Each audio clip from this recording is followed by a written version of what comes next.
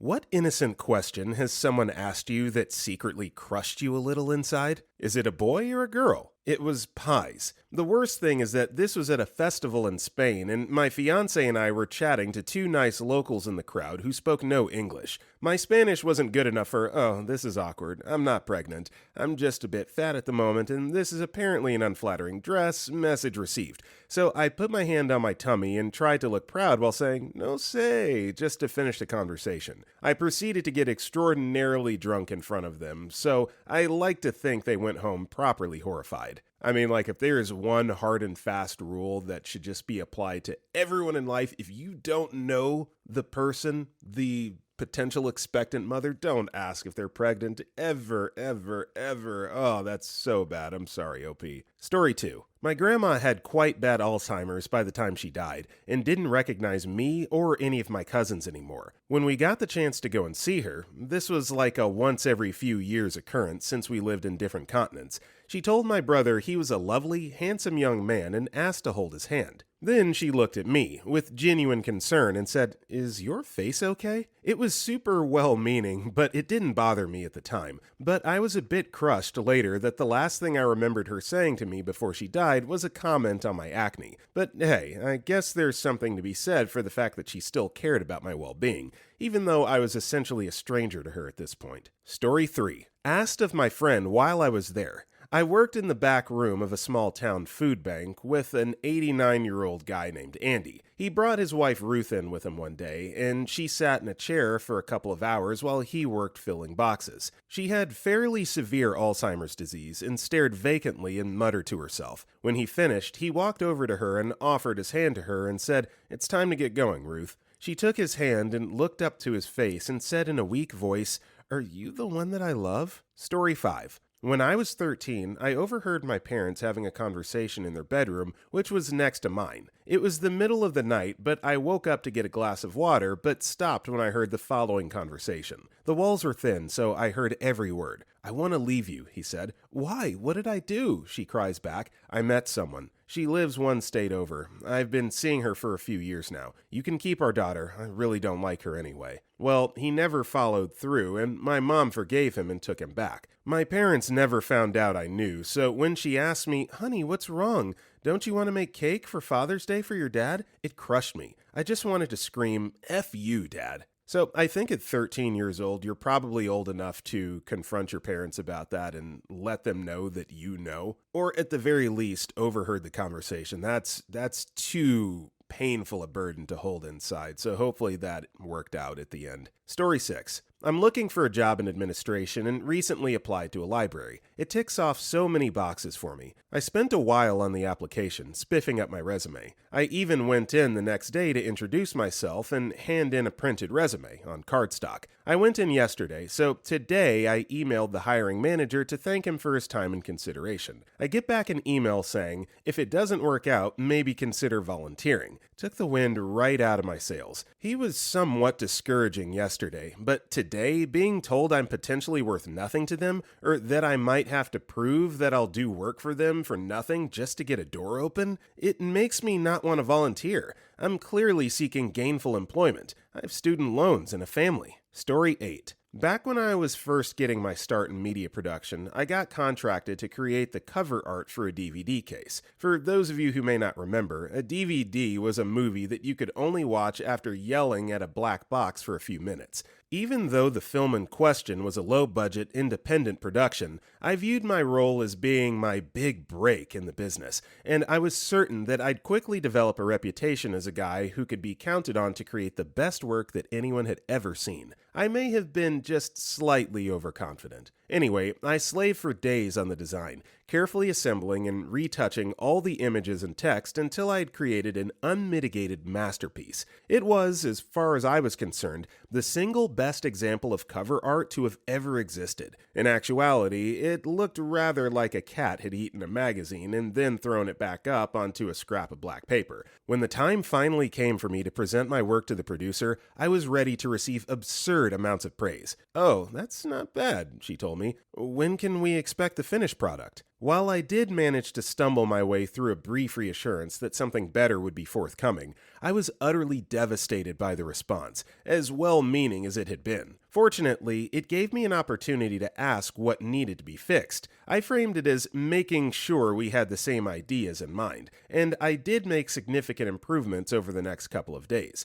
That was ultimately unnecessary, though, because the director's wife came up with her own concept for some cover art, and her work got used instead of mine. Honestly, they probably made the right decision. Cat vomit doesn't usually sell very well. Story 9. My father died almost 2 years ago. A few months ago, my tire blew as I was pulling into my driveway. I'm a single female. My brother lives in another state, and my brother-in-law is over an hour away. I wasn't about to call him on a work night for that. I was going to call AAA to come the next day and thought, F that. My father taught me how to change a tire when I was 16. Between that and YouTube, surely I can get this done. So I did. I went out there and changed that damn tire, and it was awesome. It took a while, but the guys at work said I did a good job and the nuts were on well, which I was almost afraid about. Fast forward a few weeks and I'm with my friend in her big truck and a tire blew. She went on and on about refusing to change it, and I told her you'd be surprised and that if we had to, I could do it. She's very pregnant, so no way she was going to do it. She was able to get her dad there pretty quickly to do it, luckily. I know she didn't mean this the way it came across, but after we got back in the car, she said, I've got a husband and a father. I don't have to change my own tire. That hurt more than I'll ever tell her. Story 10. My boyfriend and I have baby faces. I was laid off due to a bad back injury. My boyfriend helped me out of the bus due to me not being able to stand up straight because of the pain. Random stranger came out of the bus, smiled at my boyfriend and said, You're such a good man, helping your mom out like this. God bless. 1 year before, we went to church for a friend getting baptized for the second time. She lost her father and wanted to renew her life. To show support, we came. One of the people there asked me, You guys should come more often. Your son would fit right in. How old is he? That's my boyfriend. But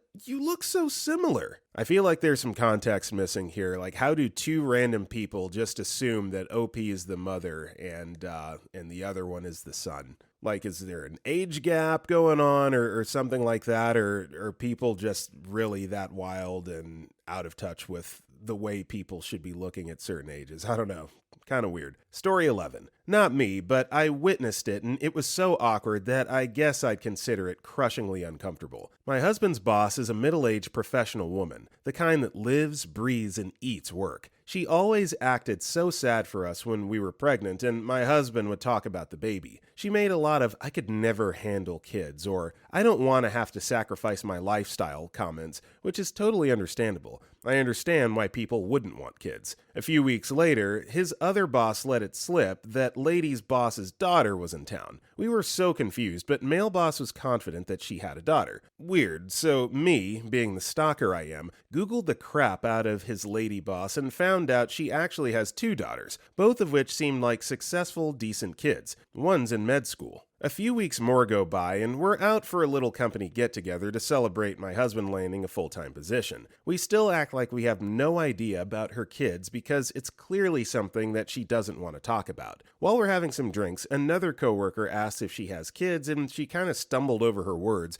before basically saying, I did once. The coworker didn't let it go and was starting to ask about the kids, so my husband promptly changed the subject. Maybe it's not that weird, but the persistence and prodding by the other coworker was definitely awkward. Story 12. Can you read to me again? My mom never reads to me. My parents had just gotten custody of my niece, older stepbrother's daughter, and I was helping out one night by getting both her and my daughter ready for bed. Both of her parents were involved in drugs, and she had a really rough start to life. This was the second day after I first met her. She's a year older than my daughter, and just knowing how much something so little and take it for granted by my child meant to her just absolutely destroyed me. I'm pleased to report that 3 years later, she's gone from a scared and timid little girl to a confident, outgoing, and eager-to-learn child who I see frequently and is my daughter's best friend. The changes in her have been nothing short of a miracle. She has hundreds of books because after she asked me for just one more book, I make certain every time I see her we have a new one to read. Story 13. What are you working on next? Please, for the love of God, Don't ask artists, actors, musicians, writers, or directors this question. We spend the vast majority of our lives not knowing what our next project or gig or paycheck is, and asking what seems to you like an innocuous question can induce a massive existential crisis, even on people who appear to be doing well. Same with, oh, have you written or been in or made anything I've seen? Or, are you famous? If you have to ask, the answer is probably no, and now you're just rubbing your faces in it. Better questions. What kind of music do you enjoy playing? Do you prefer theater or film? What do you enjoy most about writing? Is there a mailing list I can sign up for? I'd like to catch your next gig. You get a lot of bonus points for this one.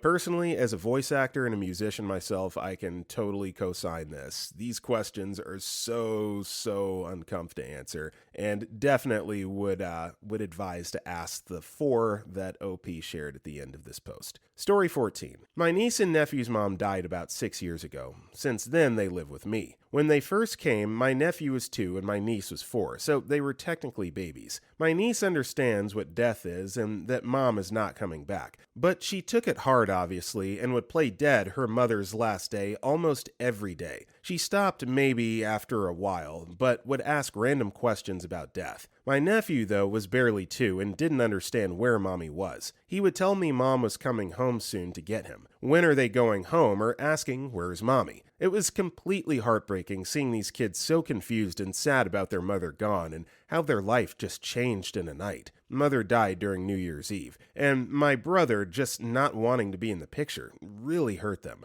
It took them a while to understand their circumstances, but eventually they did, and now are doing pretty well at my house. My niece is now 9, and my nephew is 7, and I love them like they're my own children. Story 15. I've got a few of them. Do you have any kids? Or, assuming that I do, asking how many I have. None, and I will not have any. I lost a pregnancy that was traumatizing in every way possible, but that's not something many people in my in-person life know. And I'm old enough that people my age all have kids, so everyone just assumes and they don't know why, so inevitably the talk turns into, OMG, you better get on that while you're still young, or I get a chiding, why not, when I say I don't have any. Also, lovely was the person who asked how many kids I have because I am a generously proportioned ass and thighs wise, and according to her, that's what happens when you have kids. So she guessed I had several kids. Where'd you get that scar? I've been through some crap that people don't want to hear about, can't handle hearing about, and sometimes I don't want to elaborate on it. So I'm forced to either make up some lame story about how I got my scars, or tell them the truth, which almost never ends well because it freaks people the F out. Also, people asking why I'm wearing pants instead of shorts, or long sleeve shirts instead of a t-shirt in the summer gets tiresome too. Blurting that I've got scars I'm not comfortable with people seeing isn't exactly the answer that shuts down the conversation and more questions. Are you married? No, I was. My ex was a piece of crap, and at this point I don't want to get married again, but that doesn't help me from being wistful about how nice it would have been to meet my current SO back then and actually experience what a happy marriage to the right person would have been like. But yeah, asking if I'm married just brings up all the crap in my mind that I went through with my ex, and also makes me sad about not ever being married again, even though it's not something I'd ever want to do again. Story 16. Not a question, but a statement. I've worked at a college for the past 11 years. I love working here, but a major factor for staying, even though I've had opportunities to go elsewhere, is that my wife and 4 young children can take advantage of major tuition remission benefits. 100% for my kids, 90% for my wife on bachelor's level programs. In the long run, it'll definitely make up for making less money now. My wife is just about to start a program and be the first of us to take advantage of these benefits. It will equate to more than $12,000 off per semester for 4 semesters. It's a popular accelerated program. I have a good working relationship with the VP of enrollment. We work together often. We aren't friends per se, but certainly get along well. During a conversation on a related topic, I mentioned the fact that my wife was about to start her program, without mentioning the discount directly. The VP instantly soured and said in 100% seriousness, quote, "So she's throwing off my numbers. suggesting that my wife's enrollment and discount are ruining all the enrollment numbers and goals. It was not said as a joke. The conversation ended quickly after that. I don't know if it's real, but since then, I think I sensed some animosity from this VP, even though this is a college-wide benefit for all full-time employees, and we're certainly not the only people taking advantage of it. I work really hard here and am very good at my job. I'm essentially dedicating my career to this place. I do love the college, I also graduated from here, and the work and the people I work with, but I believe I'm primarily still here in order to allow my wife and kids to take advantage of this benefit. This incident certainly won't make me leave or anything, but it really bummed me out to have someone in leadership respond this way. Story 17. I was on this puppet show when I was a kid. I think it was just our local news studio that produced it. So it was very small and basically every kid in our town got their turn. So I played it in the office for the kids to watch. It was Bring Your Daughter to Work Day. And then I realized just how effed up that show was. They asked me, 10-year-old at the time, what do I want to be? And I said,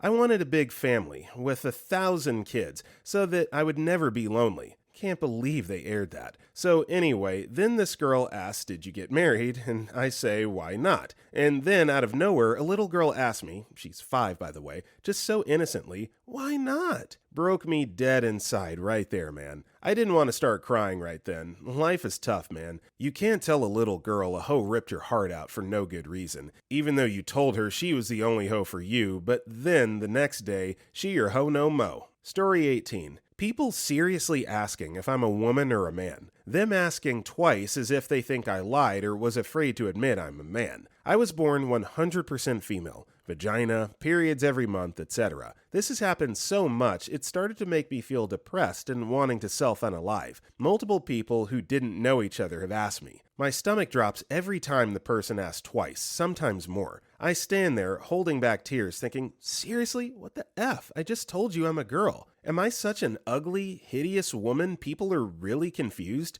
To be born a woman and not be acknowledged as one is hurtful on a raw, deep level. I don't have money for plastic surgery. It's heartbreaking and crushing that my genetics set me up for this type of existence. Story 19. I was seeing this guy, but we were not exclusive. He was way out of my league looks-wise. Chiseled from head to toe, pilot, the whole nine. I was just a newly single, awkward 20-something trying to figure out my life. One date night, we ran into my friends at a bar. I introduced him, and he almost immediately zoomed in on my pretty friend. It's not like he forgot everyone else was there, including me. After 20 minutes of this, I was ready to leave. It was pretty quiet on the drive back. I was wondering if I was just overthinking his actions. Surely, he wasn't flirting with my really good friend in front of me. I was about to let it go. Then he just asked, what was your friend's name again? In before, you weren't exclusive. Yes, I know, but damn, how about don't F my friends? Is that too much to ask? Story 20. Backstory.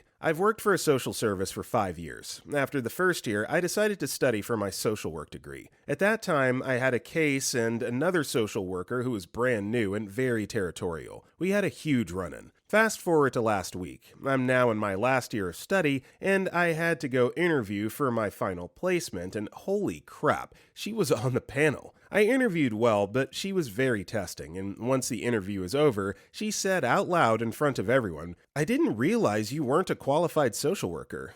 Insert fake laugh. How on earth have you gotten by in your role for so long without it? Ripped me on the inside, but I had her number. Oh, that's because of my other 2 degrees that I hold and my 15 years experience. The work came naturally. I'm just doing this degree to make what I've done for years more formal. Hardly felt like I've studied, really. Insert my fake laugh. Story 21. I'm late to this, but I have the perfect answer and I want to get it off my chest. My grandfather, on my dad's side, died a few years ago, which was a few years after my grandmother. My family cleaned out their house and had a giant tag sale before selling the house. The day of the tag sale, my dad was really down. His parents were gone, and this was his childhood home we were cleaning out and selling off. Towards the end of the day, a woman went to my dad to buy a few things. There was a little cat statuette that was tagged $1.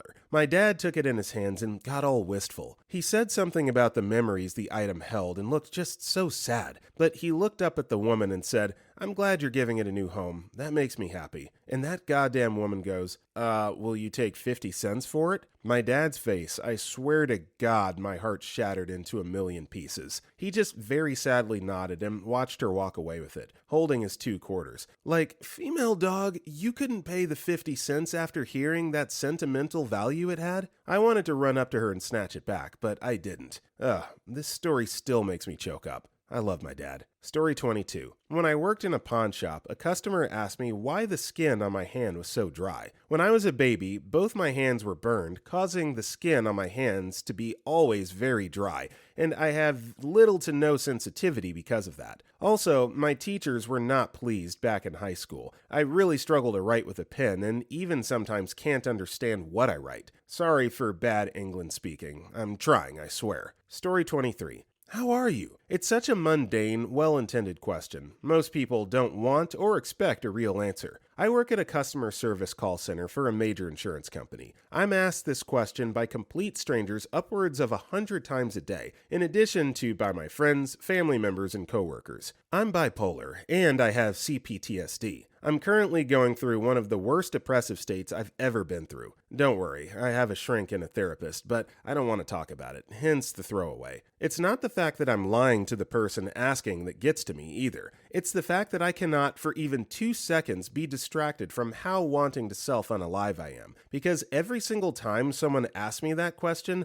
all I can think about is how I want to scream that I'm not effing okay, and that I'd rather be dead than talking to them. Or I want to shut down entirely. There are days I can't come into work because of this stupid little question, because when I hear it, I'm likely to get lost in my head and burst into tears because it's the one completely tiny, insignificant thing that makes spill over that day. Pretty hard not to invalidate the bullcrap my head puts me through when it's decided a polite greeting is too much to handle. Story 24. I worked at a gated community as security, checking people in for a higher income/older retired residents. We only had one entrance and they put it way too close to the main street, so we easily backed up a lot. Sometimes there was 4 to 5 minute waits to get in, and normal people, contractors, vendors, caregivers, would understand.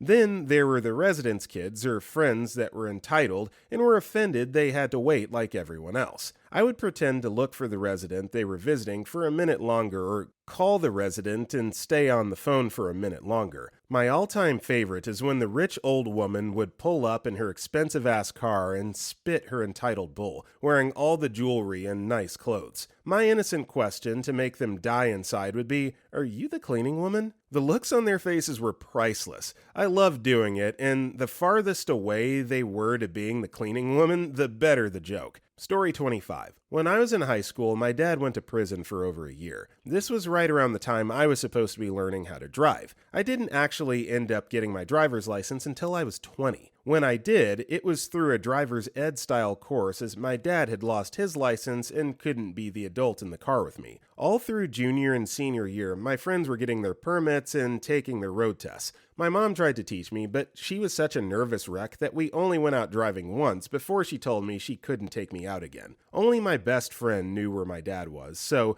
kids in my class used to ask me all the time why I wasn't driving yet. It always made me feel really stupid and incompetent. Even now, when people learn that I didn't start driving until college, I always get asked why, and I have to make up a stupid excuse or flat out tell them it's because my dad wasn't around to teach me. Info I don't often volunteer. I've been driving for years now, and it rarely comes up, so it doesn't really bother me anymore, but I know my dad feels crappy that he wasn't the one who taught me how to drive, and it took so long for me to learn. Story 26. Not really a question, but a statement that has haunted me for close to a decade. I'm 25. Mom, your father said, "Sometimes it's hard to talk to Days Dingo. I run out of things to say," followed by a laugh. She meant it very innocently, but I struggle with conversations with people on occasion and have pretty severe anxiety and depression issues. So I can never tell if people want to be with or talk to me or if they're just putting up with me. Now, every time I'm with a new group of people and everybody else seems to buddy up real quick, and I'm a loner like always, that phrase rings in my head. Like, if your own father thinks it's hard to talk to you when you expected nothing of the sort, how can you expect strangers to give you the time of day? And I'm well aware that many fathers don't connect with their sons, but my dad and I have a fantastic relationship. Legit, if my mom knew how much those words continue to affect my life, she'd be absolutely devastated. Story 28. This was back when I worked as a cell phone salesman. I went to school for IT, and at the time, I couldn't find a job in my field, so I decided to sell cell phones until I found the right position. By nature, I'm not a salesman. I'd rather fix issues and make customers happy rather than tell them their phone was junk and try to sell them something they didn't need. My numbers were down, and our company had a policy where we would ask people personal questions so we can't tie it back to their product. I had a hard time with this as the conversation seemed forced, and I always felt more natural getting down to why they came in the store that day, whether they were looking for a new phone or having issues with their current device. Despite not being a great salesman, I was excellent in customer service. Always wanted to have the customer leave happy, and in most cases they did. We had to fill out this sheet while we were talking to them and list things like how many kids they have, what they like to do for fun, etc. As you can expect, my sheet didn't have much information about the customer, more or less what was the reason why they came into the store. My manager sat down with me to address this issue and pulled out all of the sheets I filled out in the last couple of weeks. On each sheet were degrading notes like, "Did you even talk to the person?" "Lack of customer engagement," stuff like that. She then asked me why I was here. I said customer service is my primary concern, and I wanted people to feel as though they're respected, and to come to someone who doesn't just want to simply tell them something, but to take interests in their problems and find solutions. She then said, "That's not good customer service, and I feel like you're really socially awkward, and that's why you can't meet your numbers." That last statement hit me in the gut hard, because the only time I would ever be awkward is when I was trying to follow the intrusive policy.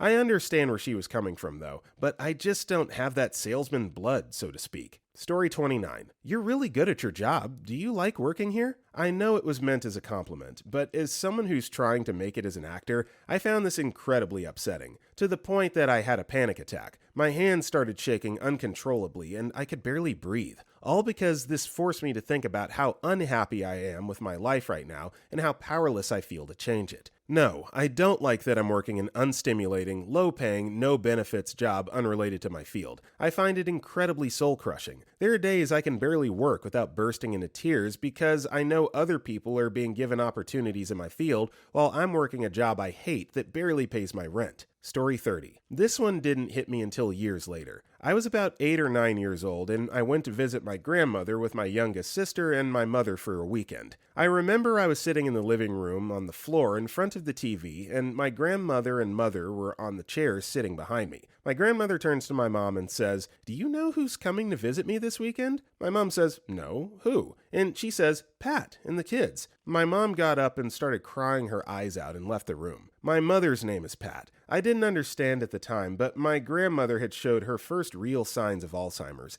and my grandfather, who had passed the year before it, went through the same thing. It always stuck in my brain because of the way my mom reacted, but when I got older and figured out why, I was absolutely crushed. My dad is starting to show it now, and every time it happens, my brain travels back to being that little kid at my grandparents' house again. Cherish every second and every memory you have of your loved ones. You never know when those memories will be gone. So Alzheimer's seems to be a common theme here, and I completely agree with and echo that last statement. Cherish every moment, even the people that you think are annoying you or, are difficult to be around, because when it's over, and there's no takebacks, only memories. So cherish those people in your lives. Story 31. After I broke up with my girlfriend, my mother asked me, "So, who's the next one?" I think she meant it as a joke, as I was 18. This was my first girlfriend, and every other girl I knew was either way too young or already in a relationship, but I could never be sure with her. I broke up with this girl because she was falling in love with me, but I felt nothing for her. I remember our first kiss. She felt her heart stop as the world began spinning around her head.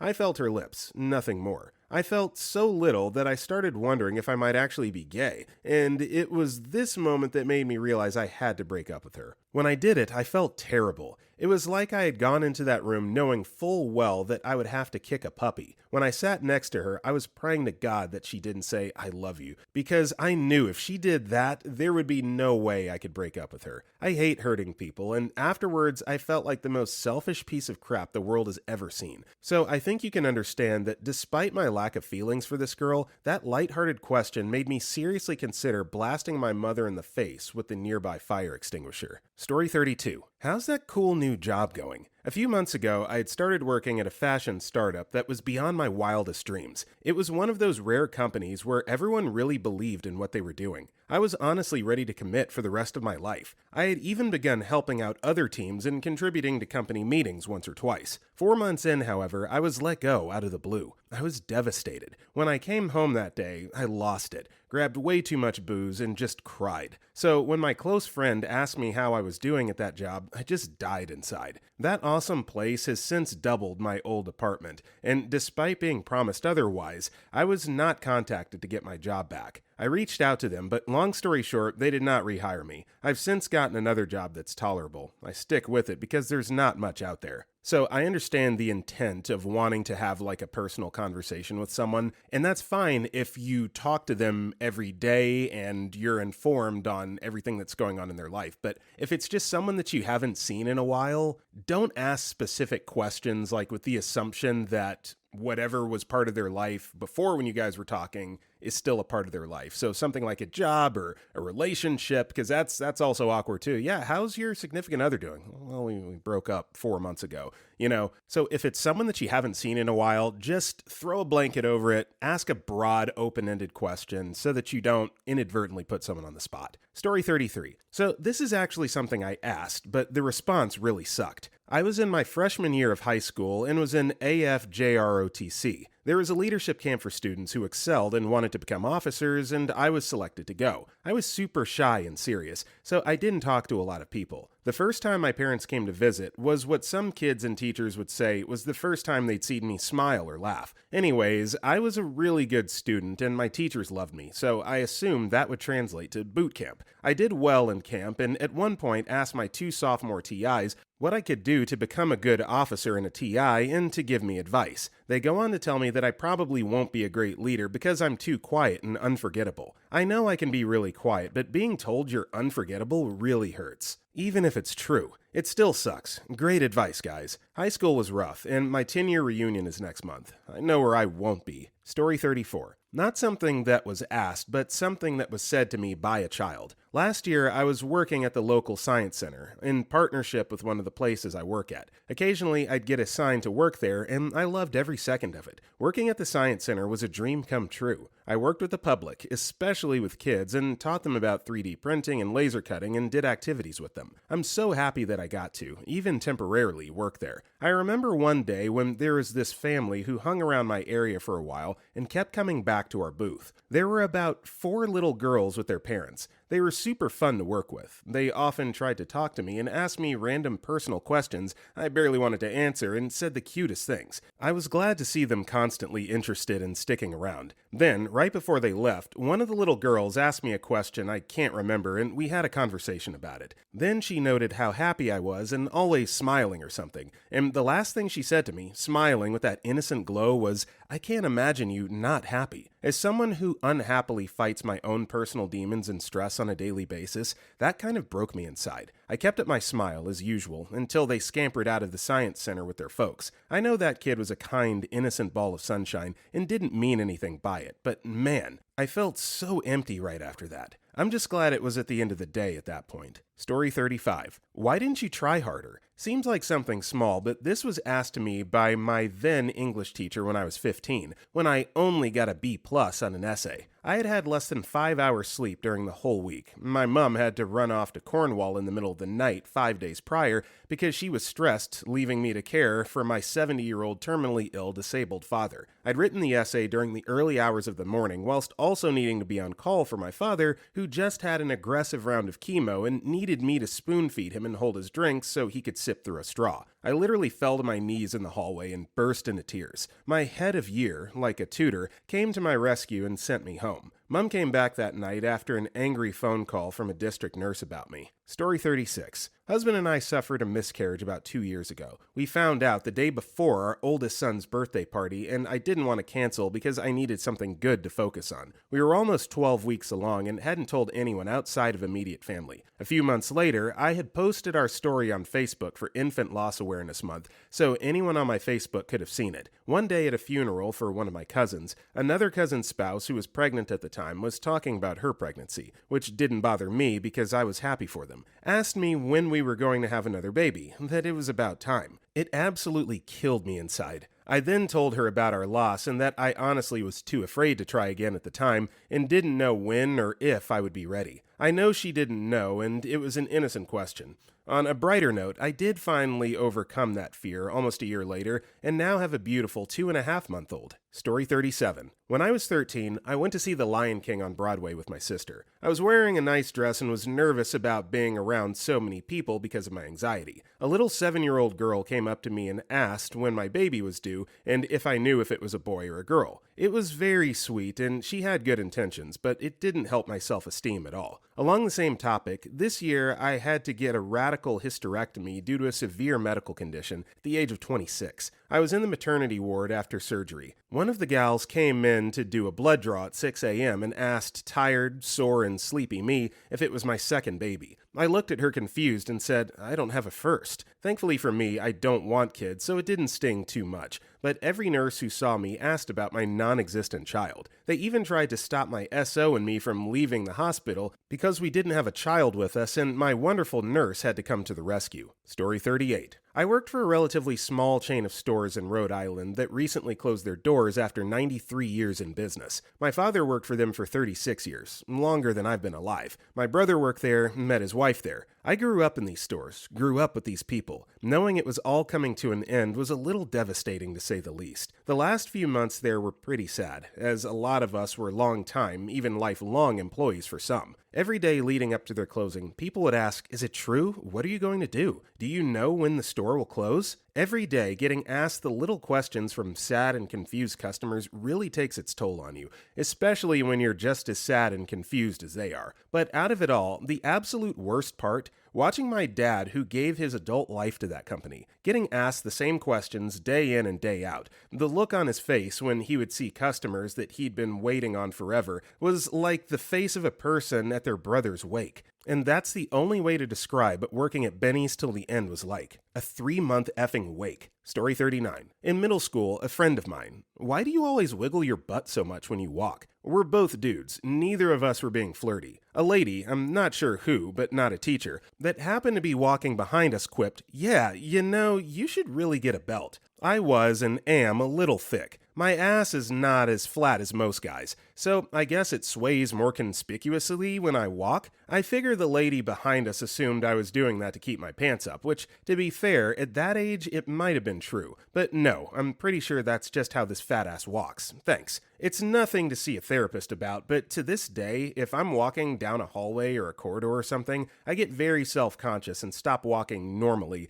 if I know someone's behind me. But it's not that I'm trying to walk differently, it's more like, I forgot how I'm supposed to walk. Story 40. Particularly when I was a teenager and young adult, I do voices as a kind of socially awkward coping mechanism. As in order to say something funny or diffuse an awkward situation, I'd say something in another voice or accent. Think Jim Carrey or Robin Williams. Anyway, this was my personal brand of comedy for years. One day, after induction on a new college course, a girl I'd known less than 2 hours asked me, very bluntly, mid-conversation, why do you do those weird voices? I'd never thought about how really nobody I'd ever met did that except me. Made me super self-conscious after that, and don't really ever do it anymore. Edit. She probably genuinely wanted to know, but it shone a spotlight on my social anxiety and made me realize that I basically use it as a coping mechanism, which is not something I want to admit to basically a stranger. It was never something I'd questioned before that moment. Story 41. Why don't I remember that? A little backstory. My uncle gave a speech at my grandfather's funeral about how much he loved the grandchildren and how he would always have cookies in his pockets that he would pull out for them. My parents never married and I was never close with my dad's that side of the family. Plus, he was the black sheep of his family. He's very weird and socially insensitive, and doesn't get along with them anyway. So I understood why when I realized I didn't have those memories of my grandfather that my uncle talked about. It was a different story with my sister.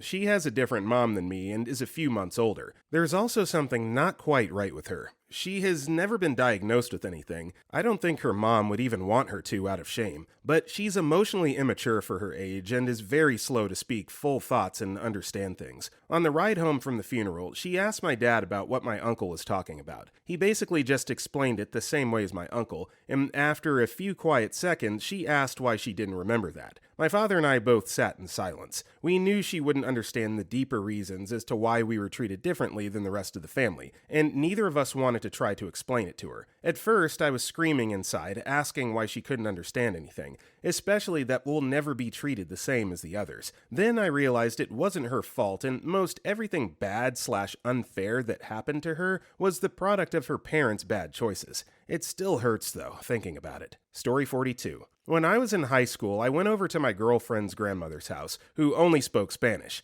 At the time, I didn't speak Spanish very well, and she asked me a question in front of everyone. I had to ask for the translation, which was, "How come you all have those blemishes on your face?" At the time, I had a pretty severe acne, which I was self-conscious about, and it just killed me that I had to have the question repeated back to me in English, and then I calmly replied that I've tried my best to treat it. Of course, this was followed by my girlfriend's older sister trying to give me advice on how to treat it, as if I wasn't already trying my hardest with creams and meds already. It killed me on so many levels, but I had to sit there and act like it didn't bother me because I was meeting her for the first time. I thought it was just a very rude question to ask anyways. P.S. What saved me from my acne? Dave's soap is a face wash and zinc pills. Plus, well, my hormones finally started dying down my senior year in high school. Story 43. What's it like having Asperger's? As far as I'm aware, I don't. Since this, I'm half afraid I might. About a year and a half ago, a new guy at work was telling me about one of his gay friends, but for whatever reason, he didn't use the word gay. Instead, he stated, "He's on your side of the spectrum." I personally found this hilarious, and it became a bit of an in-joke when, instead of gay,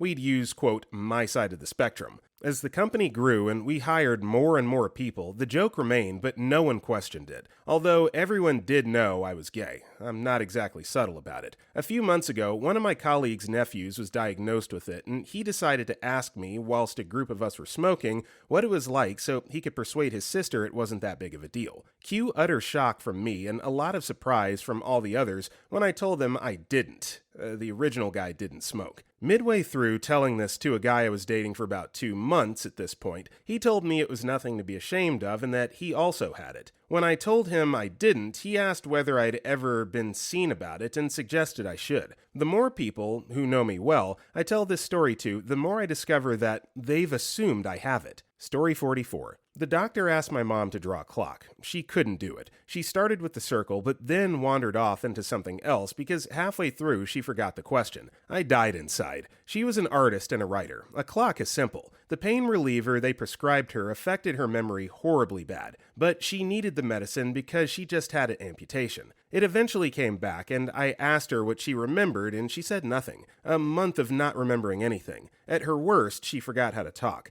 There's more, but that's when it was solidified. It's all downhill now. Story 45. Super late to this one, but it's just one of those stories that bothers me every time I remember it. So, I'll see you tonight at the party? A friend and I were catching up on New Year's Eve, and right before he left, he asked me that. The popular valedictorian, / one of my biggest high school bullies, was throwing a huge party for everyone from our year. And I mean everyone. The caveat was that no one was allowed to tell me specifically about it. Just to confirm, I reached out to other people I knew and were friends with, even people who didn't live in the same town anymore. They all had been invited and were like, "Oh, did he change his mind?" Nope, just a friend who let it slip before going and having a blast. I just ended up drinking with my parents that year. Story 46. When I was in elementary school, my mom worked early in the morning, so my dad tried to help me get ready in the mornings. It would have been sweet, but I think he often thought it was hilarious to send me to school looking odd. One day at school, I was in the bathroom struggling to fix my bedraggled ponytail in front of the mirror. A girl from my class walked in, and with genuine curiosity asked, "Why do you even try?" That was probably second or third grade, but I still remember it vividly. As you can imagine, I learned how to put myself together on my own when I was pretty young. I always liked the movie Matilda for that reason. Story 47. I look ridiculously young for my age. My oldest stepdaughter was born the year I turned 20. She volunteers where I work. Last week, she's helping me run an art therapy session for my lower functioning dementia residents. A resident's family member was there as well. We were talking about April birthdays because another resident in that group had a birthday this past weekend, and my daughter mentioned she turned 17 at the end of the month. Someone made some remark about me almost surviving the teen years, and I said my youngest two were only 13 and 14, so I wasn't out of the woods yet. About 5 minutes later, the family member says, "I don't mean to be rude, but how did you get pregnant when you were 8 or 9? And how come you had 3 kids before you were old enough for high school? You're still young enough that you can get a husband when all your kids graduate high school and have a family for real." It would have been just irritating if it had only been me.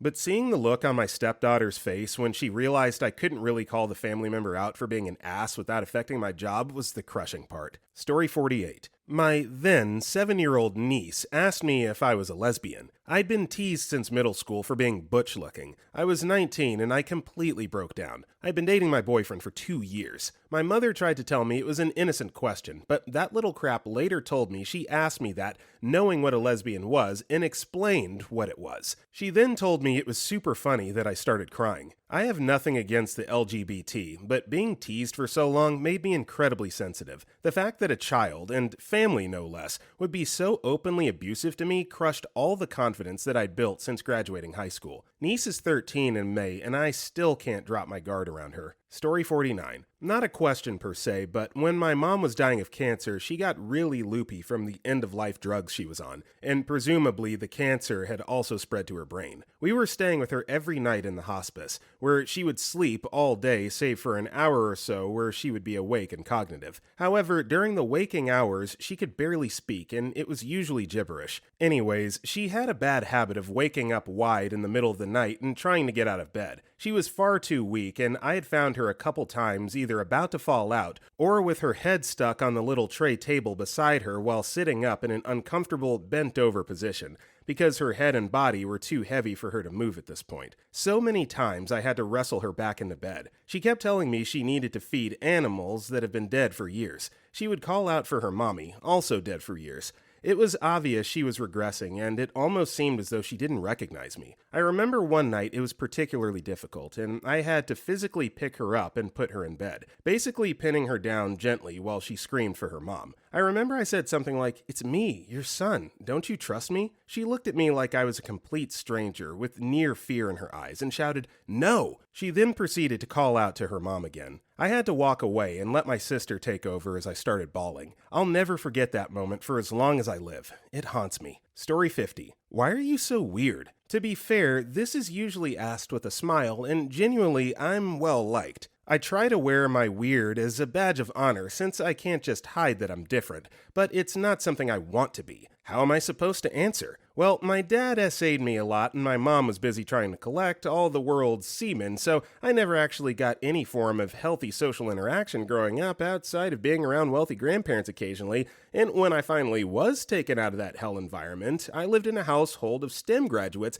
that had no social skills either, so I've just kind of used cartoons and documentaries and comedy stand-up to piece together what's socially acceptable when it comes to human interaction. Story 51. Did you kill anyone while you were in Iraq? Innocent question by a woman who is very supportive of the military and an all-around great person. An absolute angel, but I was not prepared to go through those memories. We talked about it, and I explained why that's an abrasive question to ask veterans. Gave her an example of a friend of mine who did everything he was supposed to at a security checkpoint to get a car to stop. Yelled, flags, flares, warning shots, finally shot to disable the vehicle and protect a bunch of servicemen and Iraqi police officers. Turned out it was just a family of 4 with an idiot dad that ignored all warning signs and symbols. Little girl in the back seat didn't make it. Friend was flown home for severe PTSD and had to leave the service. Asking that guy in question would have been a disaster. She understood, hugged me, and we continue to be great friends. Yeah, just want to take a second to reiterate this and raise awareness for that on the behalf of veterans. Don't ask them about what they do or did in the service. If they bring it up, if they want to talk about it, that's one thing, but you don't want to dig too deep into those memories. Story 52. Compared to a lot of these, this is going to sound extremely trivial, but I loved playing American football in high school. I worked my ass off, studied the playbook hard, and watched film to get better at what I did. But I was also 5'6" and 150 pounds. I was always number 2 on depth charts for multiple positions, but would always get passed over when somebody else was injured. One day, my coaches asked me if I could teach our, naturally gifted and large, starting middle linebacker how to read and react to the guard on an offense we were playing that week. It was dumb, but it was basically asking me to take all the work that I had put in and give it to somebody else because they knew that physically I would never see any playing time. They were right. So this is another thing that honestly, it's out of your control, right? You can do the absolute best that you can do, but you can't will yourself to be 6'7" and 250 pounds, you know? So I implore you to not get discouraged, keep working hard, and there might be a future in coaching, or, you know, you might hit a growth spurt. I don't know. I don't think he listed how old he was, but it generally doesn't do well to stress over things that you can't control. Just do the best you can and stay positive. You got it. Story 53. You know I'd still love you if you were gay, right? My sister, when I was 17 or so. Look, thank you so much for your unending display of support. I believe you when you say that, but I am not gay. I've been telling you since I was 15. After a while, it starts to be insulting. I'm not mad she thought I might have been gay. Nothing wrong with that. I'm pissed off that she didn't respect me enough to take me seriously when I said I'm straight. You know what happens when you keep asking someone that question? You give them a complex about their own sexuality. Don't do that. It's okay not to have a boyfriend in high school. Stop making me feel weird about my life choices. Ugh. Story 54. How do you stay so thin? I have an, as of yet, undiagnosed stomach problem that causes me to have diarrhea virtually every single day, causes me severe stomach pain almost every time I eat, and makes it hard to ingest more than a few bites of any foods. The doctors have been hesitant to do serious tests, and I was working with a dietitian to see if it might be various food sensitivity, and that only revealed I'm lactose intolerant, which I already knew. But I had to move, so now I don't have a dietitian, and hopefully my new doctor will actually try and diagnose me. One thing I do know is it's not gluten. Nothing has messed me up more than some of the gluten-free foods I've eaten. So yeah, the secret to staying thin is making eating so painful and unpleasant that you don't do it. Story 55. Do your parents wish they had a daughter instead? I'm a guy, and I have an older brother. My parents dote on young children all the time, especially younger girls. We have close family friends that are basically like family to us, and the daughter, who's always been like an older sister to me, asked me one day because my father always jokes that she's going to be a part of our family instead of hers. Yes, my parents do wish they still had their daughter. She passed away before my brother or I were born. She would have been almost exactly 8 years older than me if she were still here today. I don't think it particularly bothers me, but watching them dote on her twists my insides a little because I know why. I've seen photos of my sister, and I can see the projection. Story 56. Was at a cookout with some friends of a past girlfriend. Not my type of people, but good guys and fun to be around. While we were sitting around drinking, we started playing Call of Duty on a few PCs in the house as an impromptu mini LAN party. The copies of the game were all pirated and needed some janky-ass crack to work around. I'm A, not a PC gamer, and B, not familiar with some basement-made software crack sequence. I asked the host whose PC it was and how the crack works,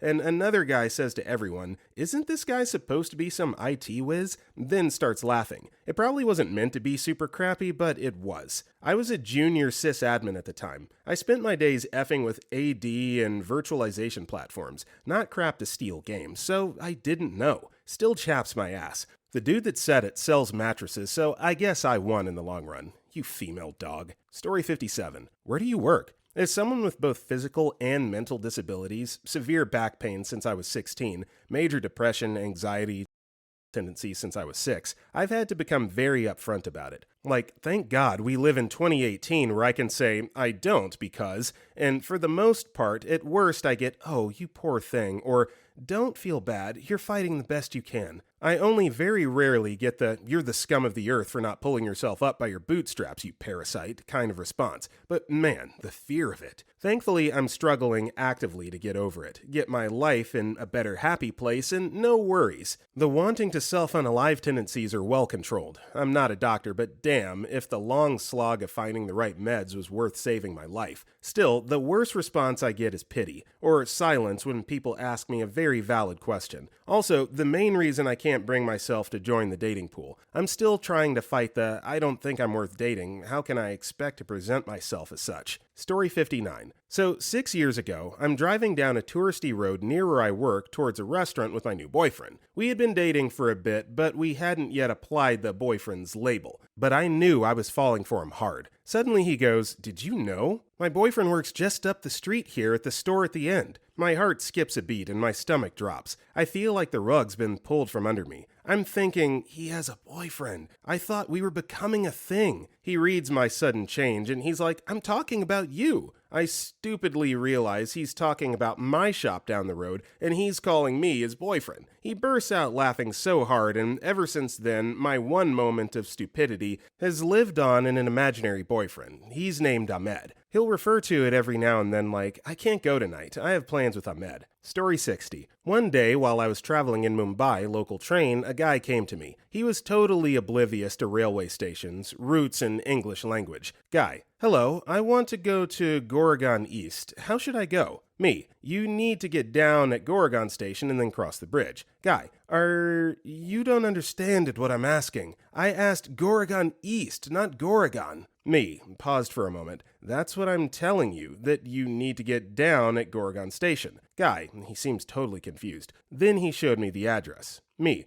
"Do you know the English language?" Guy: "No." Me: "East means Purv in Hindi. Each railway station in Mumbai is bisected in two regions, East and West, Purv and Paschim." Guy, with a little awkwardness: "Oh, I thought Goregaon East is actually the name of the station, and which might be different from Goregaon." Story 61. Driving around with my older brother in my beat-up pickup. It had collided with a fallen tree before I got it. There is a very noticeable bend in the frame, and the front end could barely be classified as a front end. We saw an accident happen ahead of us, and my brother got out to check on the people while I called 911. To set the scene, the SUV had T-boned the sedan that ran a stop sign. They were both on the shoulder of the road opposite the stop sign. I'm parked about 30 yards away. The firemen are first in the scene, and they walk up to my truck first and ask, "Ma'am, are you hurt?" I was so sad that they were judging by the condition of my vehicle that I must have been involved in the accident. No, my truck always looks like this. They probably could use your help, though. Story 62. I used to nanny for a doctor who adopted 3 children from abusive homes. Most days, I would come to work wearing casual clothes, hair in a pony, and no makeup on. One particular day, I decided to dress a little nicer as I was taking the children to the museum. They weren't used to seeing me in anything besides loungewear. I decided to wear makeup and was struggling to find some hormonal acne at the time. One of the girls said to me that day, "Wow, Miss Alex, you would look like a princess, but can you scrape the zits off your face?" This was a completely innocent comment, and the children were as sweet as can be. Because of the abusive upbringing, some of the social skills were less developed. However, I felt the need to stop at the drugstore on the way to the museum to pick up some makeup because I wasn't able to scrape the zits off my face this time. Story 63. I'm a delivery driver. Get asked a lot if I go to school. What they don't know is I did. I got a degree in medical assisting. After being jobless for 2 years trying to find work in the field, I went to school for patient care tech. I got a job at a hospital and stayed for a couple years. Tried going to nursing school while working, but when school changed my schedule, I couldn't work around it, so I quit school. Went to a different college. Between my best friend dying and the ride to work, I moved closer. But then I didn't have as much help with my 3-year-old. Previously lived with my grandmother. I was then alone with him and tight for money. I fell behind on my studies and left after failing a class. Moved to Florida to get a fresh start with my mom. Got a job at a call center and went back to school for medical assisting to get my associates. I had some serious medical issues and kind of fell into a depression after that. Got the job where I am now and everything in my life started to crumble. I got depressed and dropped out. I've made a lot of excuses as to why this last time because I felt like such a failure. And now here I am, at your doorstep with your food, in this junk car with no AC, no power steering, and breaks down once a week. So just lie and say yes and make something up, as I don't want them to view me as a failure at life. I really love my job, but all too often I feel like I've failed at life. Story 67. My papa and granny were the happiest wee Scottish couple. They were each other's everything. 3 children, a war, poverty. They overcame everything together. They loved each other completely. My granny started getting forgetful, and she was diagnosed with Alzheimer's. My grandfather doted on her, even when he was progressively getting worse himself. He was right there during face cancer and her triple bypass. He walked with her every day, laid out her PJs every day, and picked her flowers. He was her rock, and she was his sunshine. But, as fate goes, he suddenly died. We tried to explain this to my granny, who understood, but then would ask where Papa was 10 minutes later. At my papa's funeral, the Lord's Prayer was played. My dear granny stood up, clapped along, and sang happily. She then said, "Where is Papa? This is his favorite hymn." My uncle had to sit her down and tell her we were at his funeral. "Oh no, who's dead, dear?" "Papa is, Granny." I think the most heartbreaking part was at the afternoon tea we had after the funeral. "Where is Papa? His favorite biscuits are here." Even after telling her again, she still laid out a cup for his tea and his favorite biscuits. "He'll be here soon. I've saved him his favorite biscuits." "Where is Papa, dear?" will forever be one of the most soul-crushing questions. Story 65. Are you going to sleep? I work evenings and nights most days. I wake up at 1:45 p.m. and go to work at 3 p.m. and work until 5 a.m. Come home and clean a bit and help my wife get ready for work. In bed by 7:45, asleep at 8 usually. Or when I'm just working an 8-hour overnight shift, I come home at 6 a.m. and nap for a bit. Some days I'm just so tired and cranky, all I can think about is sleep. I feel awful knowing that some of the time I have at home is wasted in sleep. It really ruins my life. I know I can quit a job and find better work, but I don't know. Tried, scared to F up. Don't want to be evicted or lose the car. My wife's kids, car, motorcycle, something always needs something or repair. So when they ask me, "Are you going to sleep?" I say yes. Oftentimes I'm mad because I can't express that I need it, that I can feel my heart flutter or feel dizzy after being up for 20 hours, knowing I'll only get 4 hours of sleep, 6 if I'm lucky. I'm not trying to fail them financially so they can have a roof and a car and all the things they need. It kills me and just sucks. Story 66. What nationality are you? If I knew, I'd tell them. My mom doesn't know if she got knocked up to her boyfriend or her husband. Usually pick her husband to make her look okay, but it does make me wonder when I get asked, and I feel sad not knowing for sure. It's something you can go through life not thinking about and being okay with till someone asks and it brings the strange feelings back. Hoping DNA testing gets cheaper and I can afford to get one done with one of my sisters. I could be full sister or half sister to all 5 of them. Mom's husband thinks I'm his, and I called him Dad while he was around till I was about 6. He left to live back in Holland and we never saw him again. The boyfriend thinks I'm his and never wanted to know me. Who tells 2 blokes they're someone's dad? The crush part is more that neither of the 2 of them gives a damn about me. Their loss in the end is I have 4 beautiful daughters of my own who would be awesome grandkids, and they've missed out. Story 67. Is that a scratch on your daughter's face?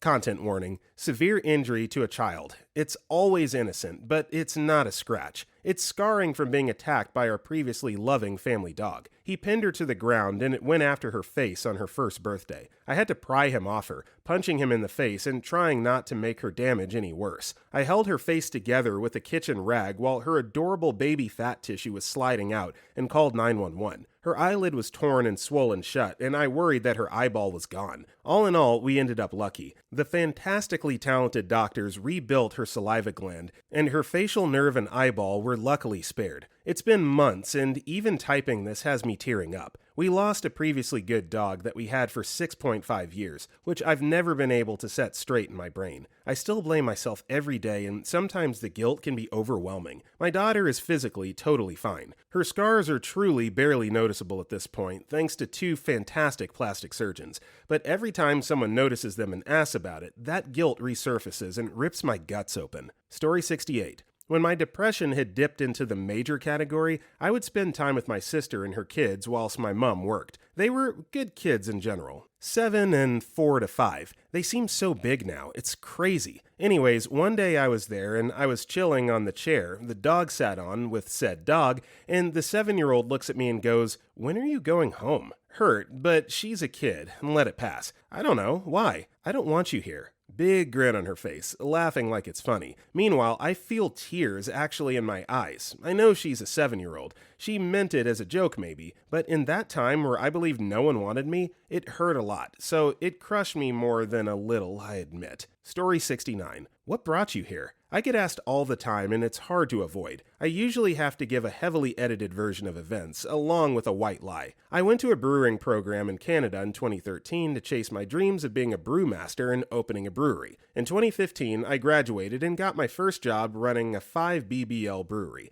Average size for a micro/brew pub. The money wasn't right. I was going into debt because I couldn't repay my loans and pay rent and have medical insurance. I struggled for a long time at this first job. I ended up meeting and dating someone great though. After dating for 6 months, I got an offer for a dream job in Arizona, 2,000 miles from my home in Michigan. With my SO's blessing, I moved cross-country and continued to pursue my dreams. I ended up in this town that first appears quaint, then I quickly realize is a crap hole. My new boss, who promised me the moon, turns out to be a manipulative snake. I continue struggling, working for very little pay because this brewery that's supposed to be built by the time I arrive has barely broken ground. I arrived in November and quit at the end of March because my financial situation is killing me. My boss keeps gaslighting me, and my girlfriend back in Michigan is miserable with the long distance. Meanwhile, my girlfriend had been looking for work in Arizona. A couple weeks after I quit the second brewery, she gets an offer for an in-person interview in Flagstaff, 2 hours away from Crap Hole. So I'm in limbo, trying to figure out if I should move home or stay when she gets this interview. She ended up getting the job and we both moved to Flagstaff, where we are today. So when people ask what brought me here,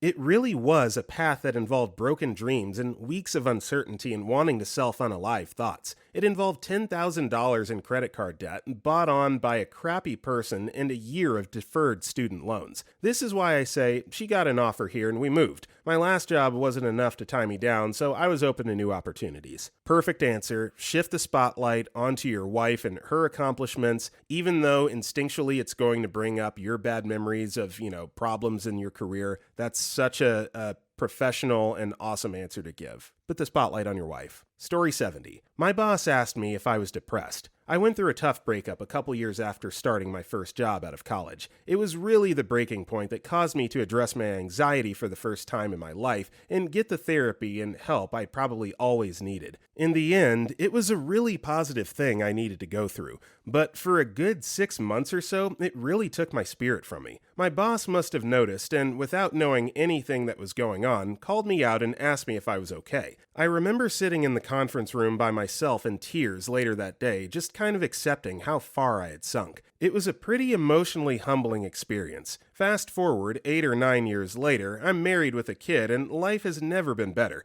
But damn, those first few months were tough. Story 71. I'm a guy. I'm a high school teacher, and without trying to be conceited, I know I'm above average looking. Don't worry, I didn't grow up a conceited jerk, was nerdy before it was acceptable, skinny and pimply, couldn't buy a date in high school. Anyway, about once a year, I get a female student ask me, loudly in class, "Mr. Righam 404, do you tweeze your eyebrows?" The answer is no, but nobody believed me until my son was born and he inherited my perfectly shaped eyebrows. But every time I'm asked, I get pretty embarrassed. I never knew it was a thing until my wife and her friends confirmed. Story 72. I'm a mixed race kid, where my dad is white and my mom is Indian. When I was younger, I really struggled with feeling like I could fit in due to being a brown kid living in an area where basically everyone else was clearly white, including my siblings. Yay, genetics! My dad had pictures of my siblings and me on his office walls at work, and one of them was of my dad, my siblings, and me posing for a picture in Disneyland. Mom wasn't in the photo because she was taking it. One of his coworkers asked him, completely serious, "That's a family photo, but who's that little Mexican kid with you guys?" My dad laughed and explained it to him, and now I can look back at that comment and laugh about it too. But in the moment, it crushed me because it pointed out how different I looked from the other people around me. Story 73. Little late to the party, but I work at a restaurant, and for 5 consecutive Saturdays, I had to work not only our open shift, but the evening shift as well. People kept calling out sick or unable to get shifts covered. On this particular Saturday, a night employee called in sick, and the manager was asking the day crew who would like to stay and help cover. I jokingly volunteered one of my coworkers, Erica. The following conversation. Me. Erica would love to stay. She probably has 0 plans. Erica. Yeah, right. I have a life outside of work, unlike you. Do you even do anything other than work? Me. Yeah, looks like I'm staying tonight. That was the day I noticed I need some hobbies other than staying to work every Saturday night. Story 74. When people at stores see me in a wheelchair and ask me, what happened? Or why are you in a wheelchair? Or are you okay? Etc. It's worse when I see people I knew before I got sick, and I have to do my best to explain. Sometimes I just say I don't feel like talking about it. Just for reference, I'm 25 years old, about to turn 26, but I look much younger, like 17. Strangers still think I'm in high school. I have fibromyalgia and problems with my knees. I have a contracture in my right leg, meaning the muscles have shortened, making it hard to straighten it completely. With physical therapy, I was able to loosen it a lot. I can stretch it straight, but that causes it to tighten up more. I can't remember the term for it. But anyway, at one point, both of my knees were like that and I couldn't walk at all. After physical therapy, I was able to walk, but only short distances. I can still walk in short bursts, but my mom usually spends hours at the store, which is too much for me, so I chose to use the wheelchair. It's a very sore and hard to talk about subject, especially before when I couldn't walk at all because I didn't know how to explain it. Even my doctors didn't understand why it was happening, so I didn't know what to tell people. Now I can tell people I have problems with my knees and fibromyalgia, but they still don't understand. It's annoying and frustrating because no one can grasp why a young person would have problems walking. Story 75. Anything to do with me and my wife having kids. We've been trying for almost 10 years, including 3 rounds of IVF, $15,000 a round. Nothing's worked. Some people know we're going through it and don't say anything. Others ask things like, so, how'd that IVF thing go?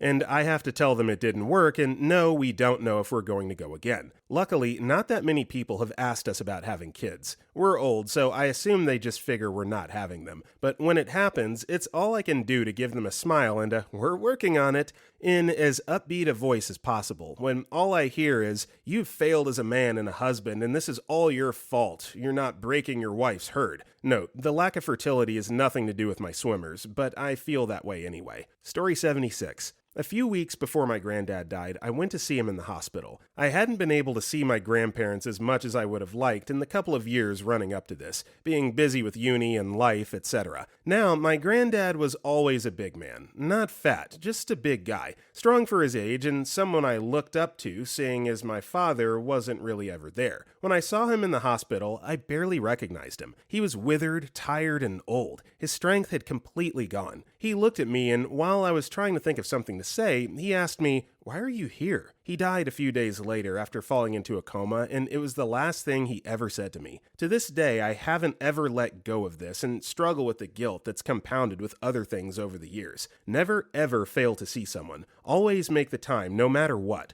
It will potentially ruin you if you don't. Story 77. Not a question, but back when I was in grade school, I was a very hyper kid. Always trying to be funny, tell crappy jokes, and make people laugh.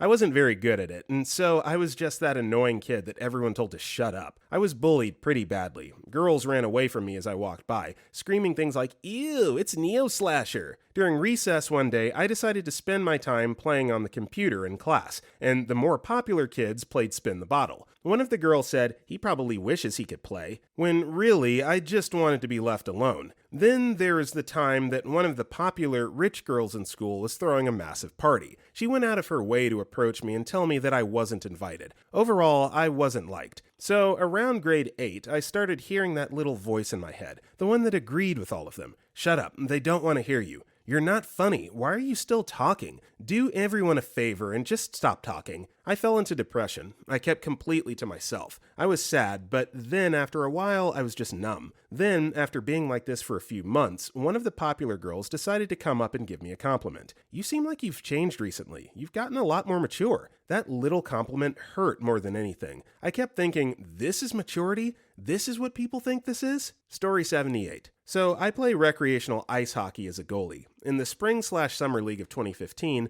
I played for a newly formed team. We were no Golden Knights, but we held our own. We finished middle of the standings and got knocked out of the playoffs early. I ended up getting replaced in favor of the captain's friend after that season, and we parted ways. I was pissed at the time, but I quickly found a new team, and life went on. A few weeks ago marked the end of the 2017 fall/winter season, and I got a text from the captain/founder of the old team I played for. He sent me a picture of the championship trophy that the team won. At first, I was super happy and congratulated them on their victory, but the more I thought about it, the more it pissed me off. I could have and should have been on that championship team. I should have been holding that trophy beside him. I'm sure he had completely innocent intent by showing me that picture, but it just ruined my week. Story 79. It's not something that I'm asked, but rather by one of my half-brothers and my half-sister that get asked. They'll bring me up in conversation, talking about their older sister. Happened way more frequently when they were still in grade school. And their friends, schoolmates, and teachers would all say, "What older sister?" They'll then go on to explain who I am.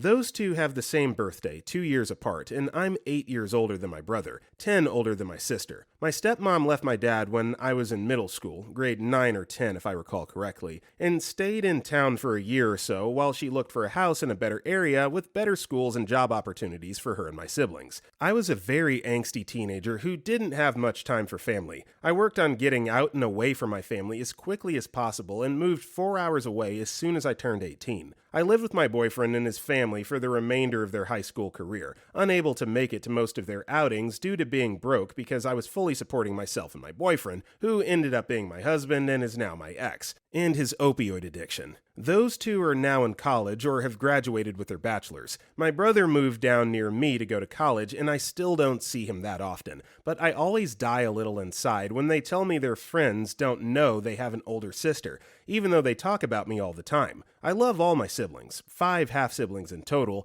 and feel like the worst sister in the universe for not being there for them. They say they don't hold it against me, but I feel like that's about as far from the truth as a person can get. Story 80.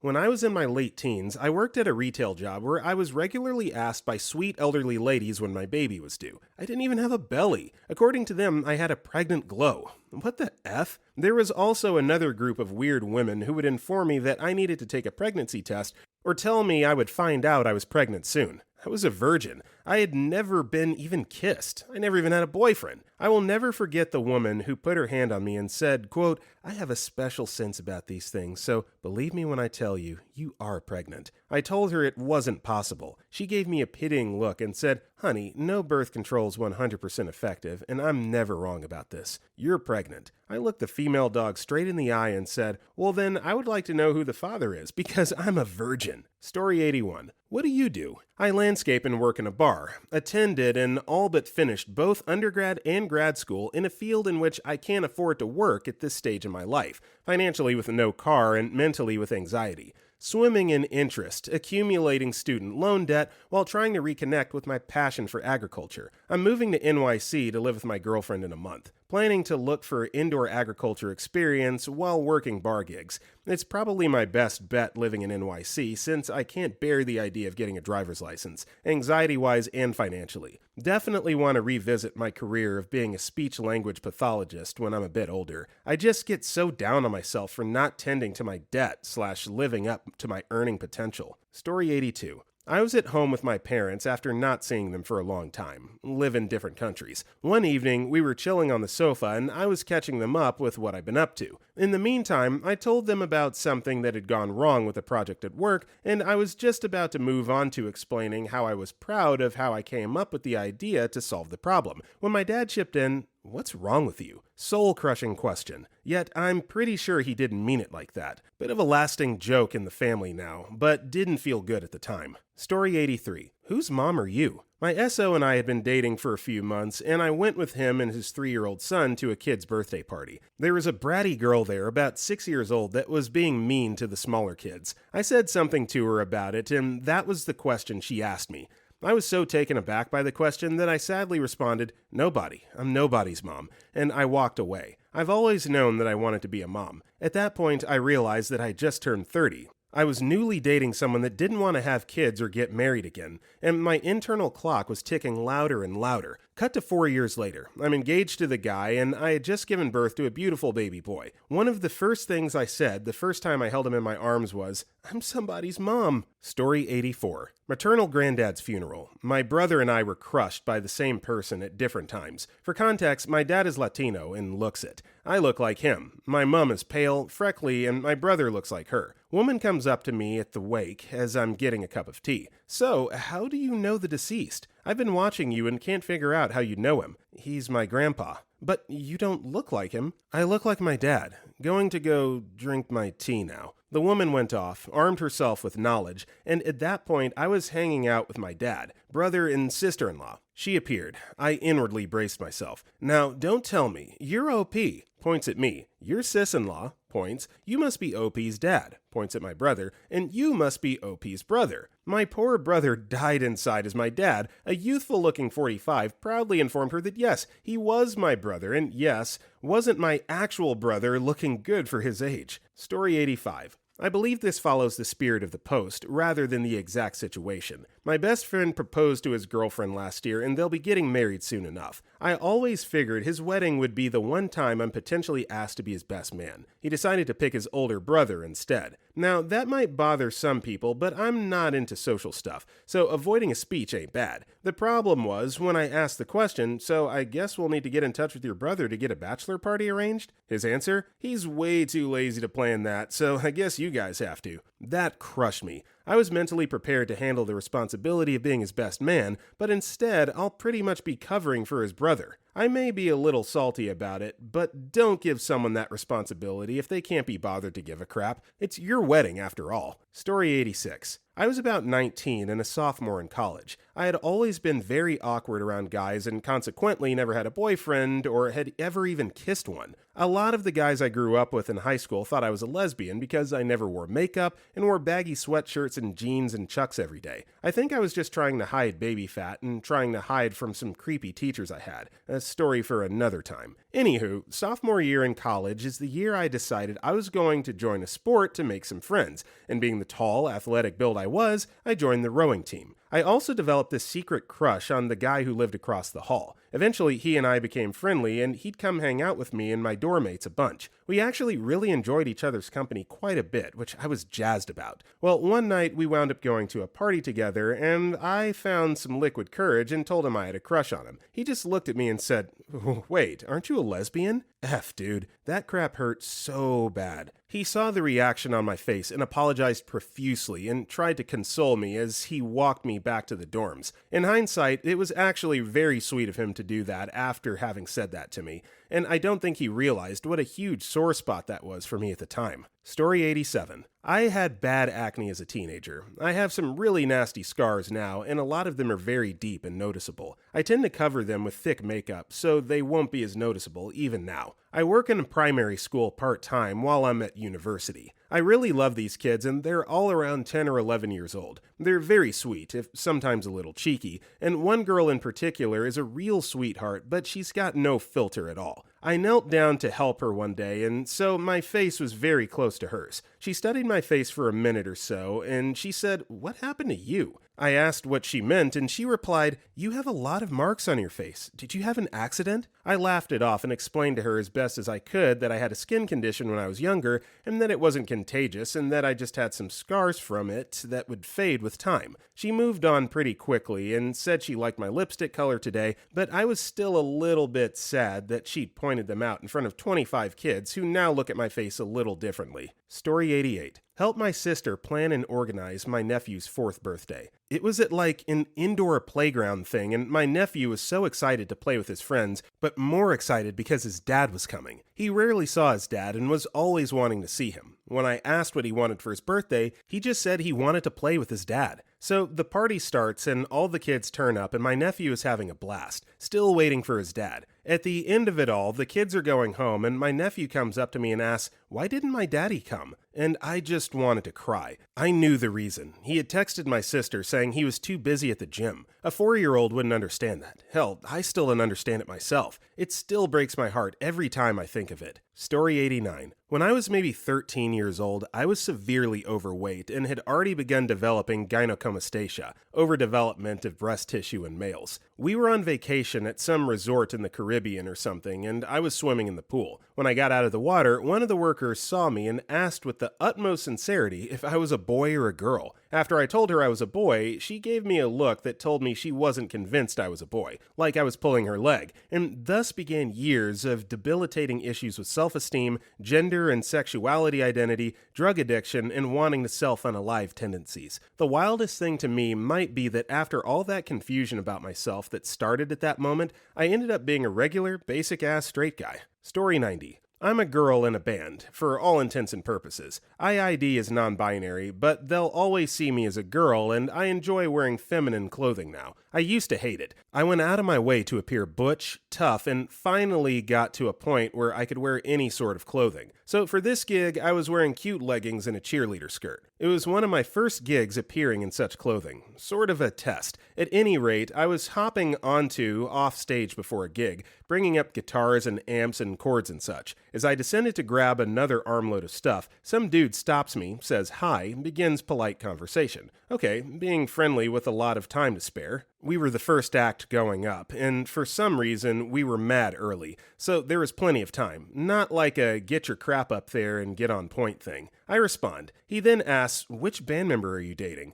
It's so cute when dudes' girlfriends help out the dudes' bands. Hopefully, when I was on stage singing my head off and screaming my heart out, he got the picture. Girls are in bands too. Damn straight girls are in bands too. Speaking from experience, the women absolutely carry the show and keep the guys from just turning it into a total frat party. So we appreciate you. Please continue to be in bands.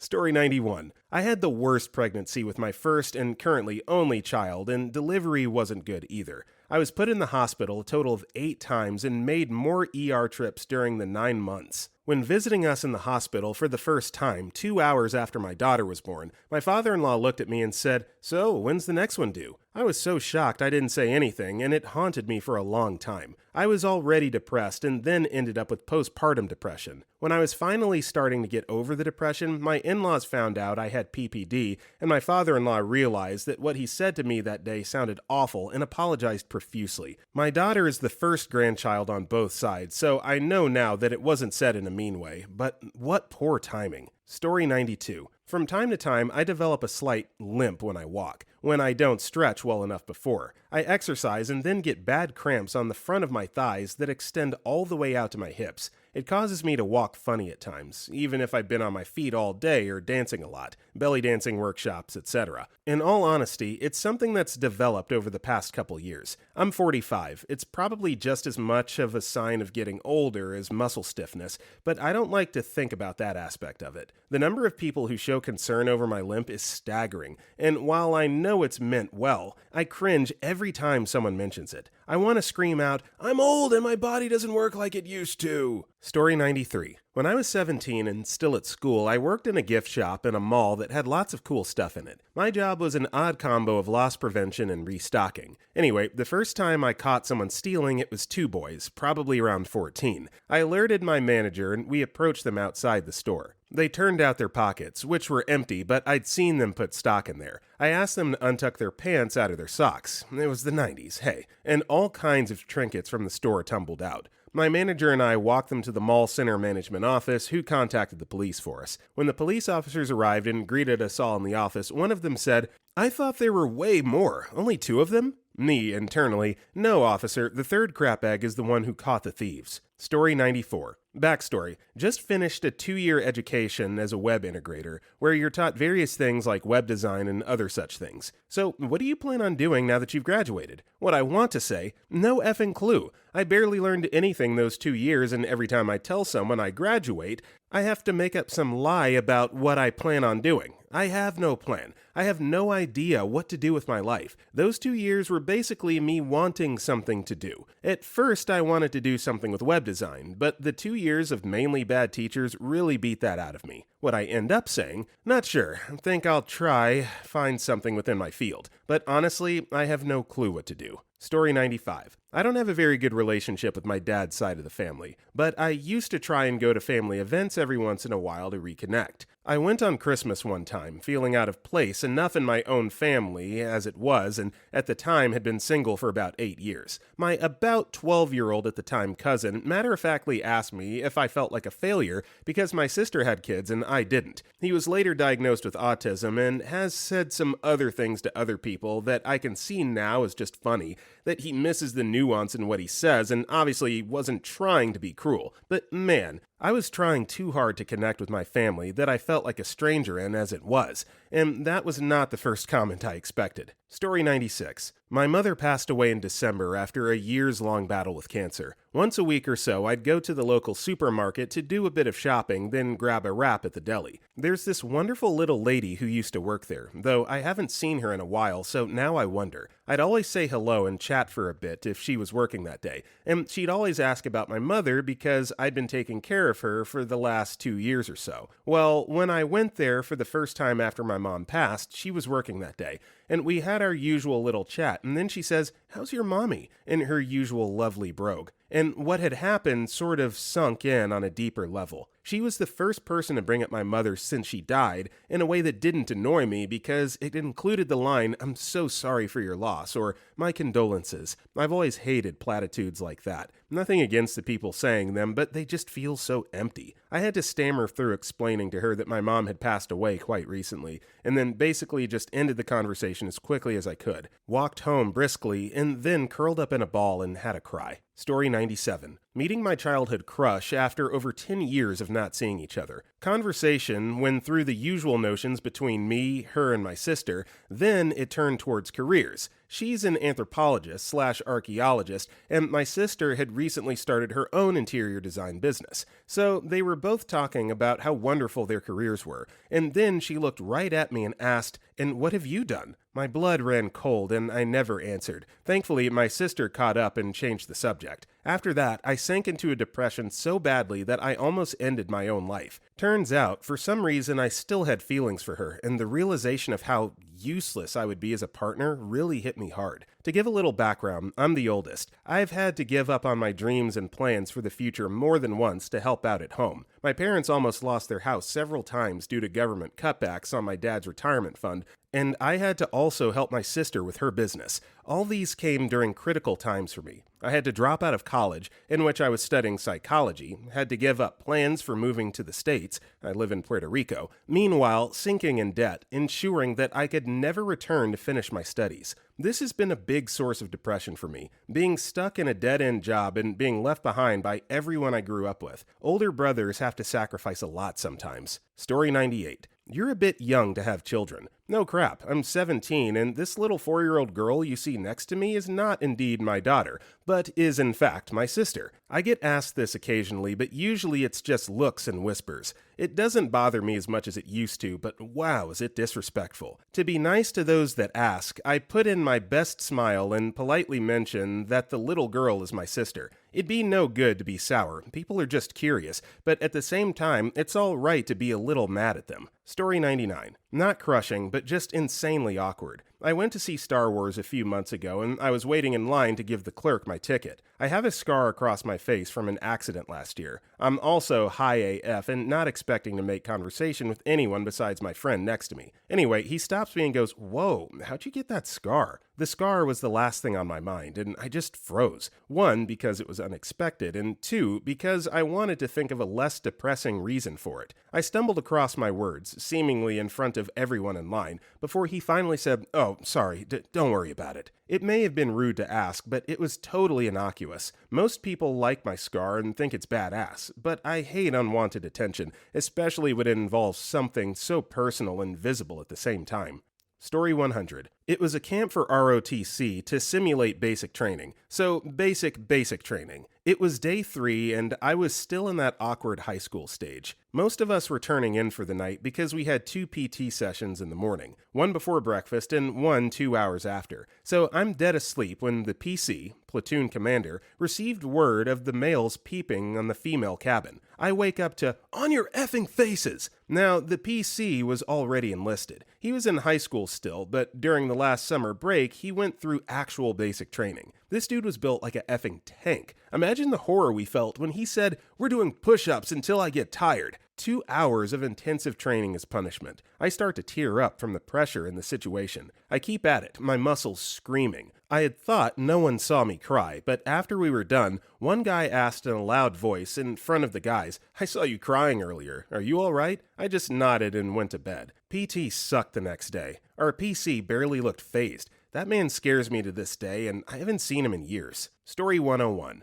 Mine isn't nearly as bad as some of these, more funny than anything. I'm a mid-20s guy with a weightlifting and wrestling background, and started bouldering about a year ago. When I had been doing it for about 6 weeks, I was working on this one problem for like 3 straight sessions and not even getting close. A little girl, probably 6 or 7 years old, and about 60 pounds, sees me failing and comes over and says, "Yeah, that one was hard for me too. Want me to do it so you can see how it's supposed to go?" If you've never seen kids rock climbing, they're effing awesome at it. I couldn't even be mad. Just said, "Sure, thanks," and watched this 6-year-old girl fly up this route I'd been working on for a week straight. I then collected the shattered remains of my ego and tried again. Failed. Story 102. Oh, do you think you can still get the first place if insert name was here? My year is divided into 2 classes, and each class has their own first, second, and third place. I got first the very first time that year, and someone from the other class, a good friend I might add, asked me that. She proceeded to imply that I'll probably get 4th or 5th if I was in the other class. I'm not sure if that was malicious / not because insert name was closer to her, but it destroyed my confidence for years after, making me repeatedly wonder if I really deserved the standing / grades I got, despite still getting first when I was in the same class as insert name. So an old adage that I will share with OP if you just happen to be listening to this, or really anyone that can benefit: those who can't build up, tear down. So, I think it's seemingly become human nature to be envious and jealous of people who find success instead of supporting them, and therefore raising your own self-esteem and your own threshold to achieve greatness. So, when someone accomplishes something or has something happen to them that they're proud of, don't try to poke holes in them and try to make excuses for why they got to where they are. Just be happy for them and focus on your own goals. You don't have to be, petty about it. Story 103. Late to the party, but I taught English in a big public school in China a couple years back. One of the classes I had were a bunch of 6 to 7-year-olds. When I first started, they were always excited to see me and would literally run into class and hang out of my arms and legs,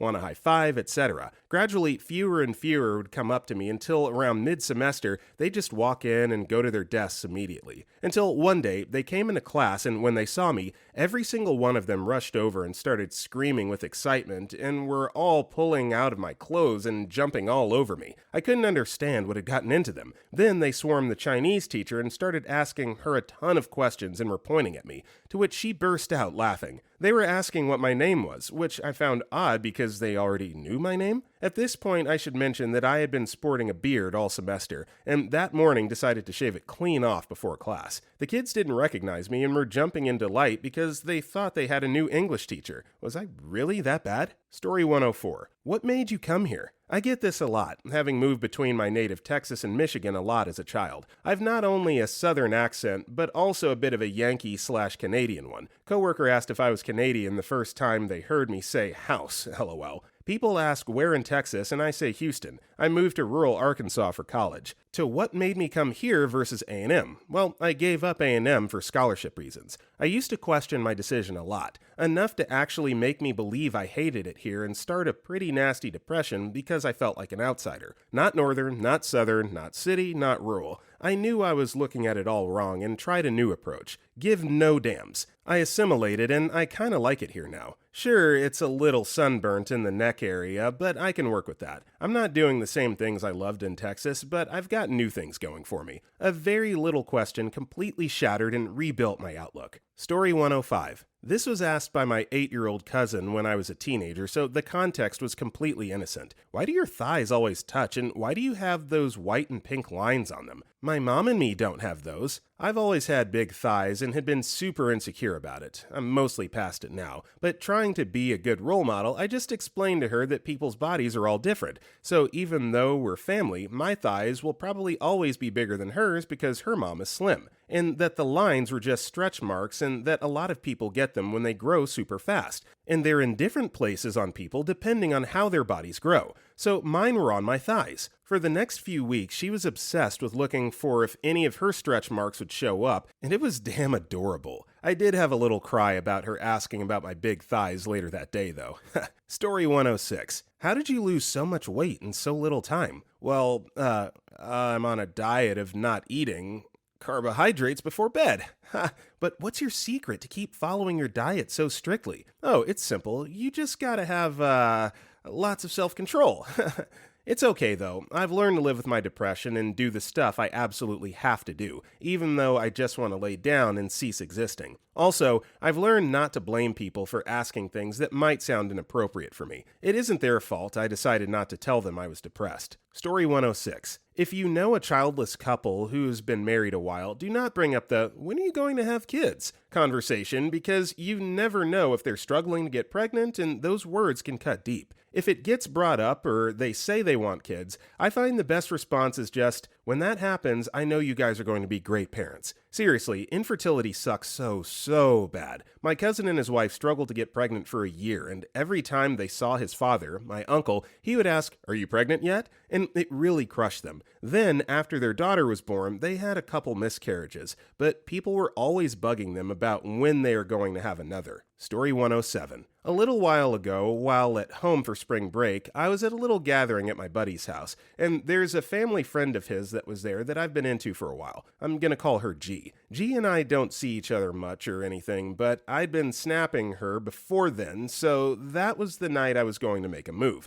And I knew what was up because my buddy already let me know that G was into me, and she was the one who hit me up, letting me know she was at my buddy's place and wanted me to stop by to say hi. So, long story short, I get there and she's pumped to see me, but I get caught in a conversation with his parents' friends, a couple we don't like very much. They're nice in conversation, but gossip a lot, and they like to prod for info. Along the way, they asked me why I broke up with my last girlfriend. Keep in mind, G is still chilling there right next to me, and I had to explain in near grueling detail that I separated with my ex because I didn't want to do long distance. I just gave the short answer because I wanted to end the conversation and talk to G, but I looked over and immediately knew I effed up. She looked really bummed and said something like, "That was a smart decision," but for the rest of the night I could tell she was kinda keeping her distance, and I never got an opportunity. Nothing turned out with her because of that stupid effing couples question. The worst part is I would totally do long distance for this chick. I'm super effing into her, and if you can't tell, this is still a pretty sore wound. Story 108. Not something said to me, but a question that the 6-year-old me asked my mom. Did you and Daddy have an arranged marriage? They've always had a bad relationship since I remember. Not the violent one, but the type that even a 6-year-old can feel that something is off. I still remember exactly how it was that day. How my mom was walking with me in the park and the question popped, and her expression when she stopped for a second and said, "We did not." I didn't understand it back then, but it was carved into my mind, and every now and then the pained and powerless look in her eyes comes back to haunt me.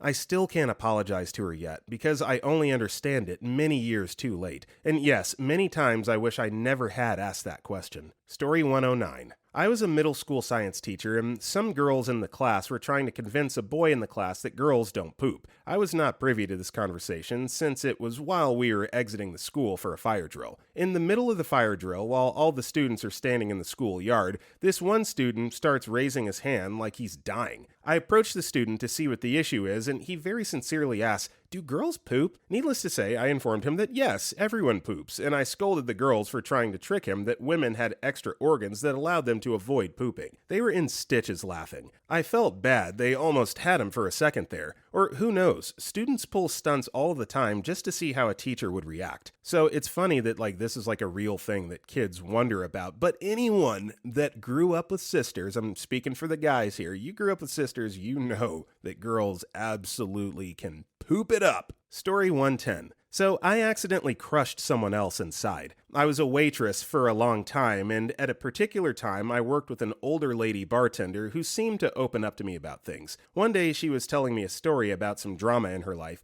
and I can't remember exactly what I said to her, but it was somewhere along the lines of, "The both of you are acting like high school girls." Not my best moment, but I meant it in the nicest way, just not the best delivery. The next day she comes up to me and tells me that I'd really hurt her feelings when I said that, but after she had thought about it some more, she realized I was right about it being immature drama and that things needed to change. I felt completely awful for hurting her feelings, but I'm glad she found a positive side to my a-holishness. Story 111. When I asked a girl to prom, she said yes and then asked for my number so we could stay in contact. This was in 2017, so pretty much everybody had a phone. It was absolutely humiliating to tell her I didn't have one. Considering that the girl was way out of my league, I rode my bike to school every day, carrying a trumpet and a baby seat. Quiet, fairly unpopular, and I'm 5'2", it felt bad to be under the social standard for another thing. When I say that she was out of my league, I mean it. She was the prom queen after all and got a full ride to school to play soccer.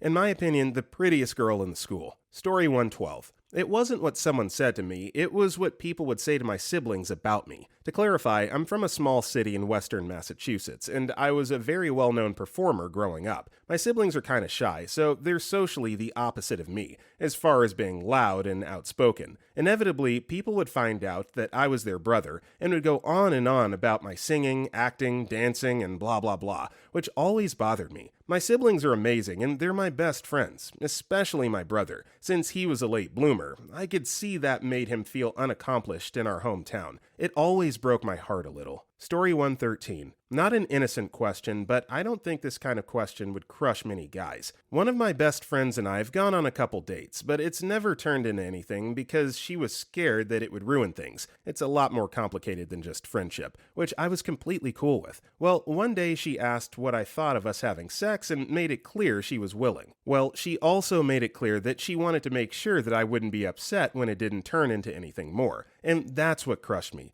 I can have sex without getting attached. I can do just friendship and put any feelings that came up aside. But we're super close. Get along fantastic. You want to have sex with me, but you don't want to date because you're scared of ruining things, but you want to have sex? Well, clearly there's something wrong with me that makes me undateable, and I really changed how I view what we have.